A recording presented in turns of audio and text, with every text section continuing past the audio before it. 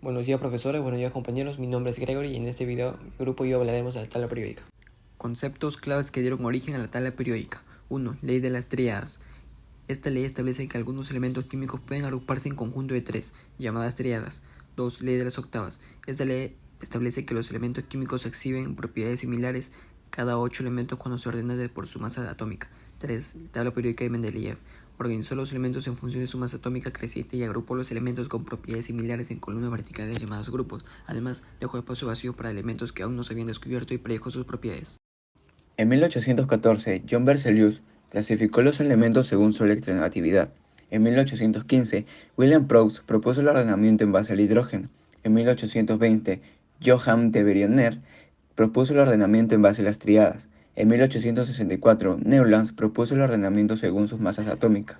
En 1869, Dimitri de Mendeleev clasificó los elementos en base a sus propiedades químicas. En 1914, Moseley ordenó los elementos según su número atómico. Características de la tabla periódica. La tabla se divide en 18 grupos verticales y 7 periodos horizontales. Los elementos del mismo grupo comparten propiedades químicas similares debido a la configuración electrónica similar. Los elementos del mismo periodo tienen el mismo número de niveles de energía, pero aumentan el número de electrones. Metales, no metales y metaloides. La tabla es química. Los metales se encuentran generalmente en la izquierda y en la parte inferior de la tabla, mientras que los no metales se encuentran en la derecha y en la parte superior. Los semimetales o metaloides se encuentran en la región diagonal de los metales y los no metales. La tabla se divide en bloques según la orbital en la que se encuentra el último electrón de un átomo, que son S, P, D y F. La ubicación de un elemento en un bloque determinado proporciona la información sobre sus propiedades químicas. ¿Qué nuevo orden se le podría dar a la tabla periódica según la carrera de Medicina Humana? Como estudiantes de Medicina Humana tenemos que identificar rápidamente cuáles son los elementos que benefician o perjudican al cuerpo humano.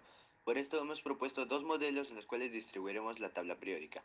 En el primer modelo hemos usado un corazón, en el cual se van a distribuir los bioelementos, tanto los primarios, secundarios como los oligoelementos, ya que estos conforman la mayoría de organismos vivos.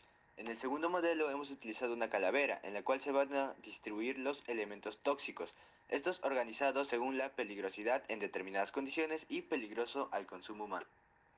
Algunos elementos que participan en la contaminación ambiental. Tenemos al plomo, al mercurio y al arsenio, que participan en actividades mineras, industriales, también en la elaboración de equipos electrónicos, de pesticidas, instrumentos de medición, en la quema de combustibles fósiles, entre otros.